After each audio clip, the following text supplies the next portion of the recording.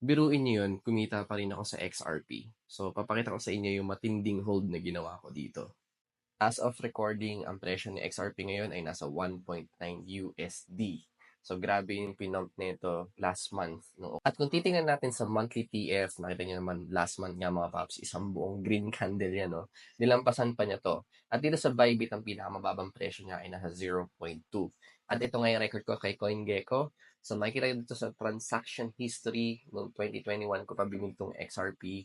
So, that time kasi ina-expect ko tataas pa siya eh. Kaya bumili ako sa presyong 1.6 USD. At ito yung amount na pinambili ko, nasa 1,800 USD. Kung i-convert natin to sa peso, mga nasa 100k din to. So, dito ang ginawa ko, isang bagsakang bilhin. No? Hindi ko siya ginawang DCA, no? Na patsi-patsi. So, makita niya 1.6 yan. Isang buy lang yan.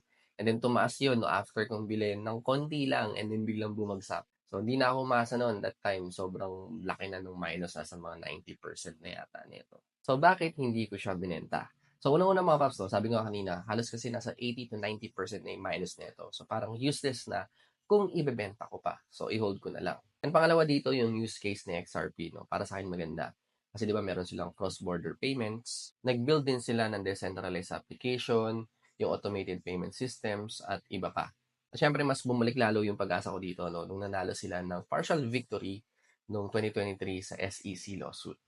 So sa more than 3 years sa pag-hold dito kay XRP, ayan, kahit pa paano, kumita naman na ng mahigit 377 USD. Sa ngayon, wala pa akong planong magbenta nito, no? Baka hintayin ko muna itong mag 2 USD and then tsaka ako kukuha pa konti-unti.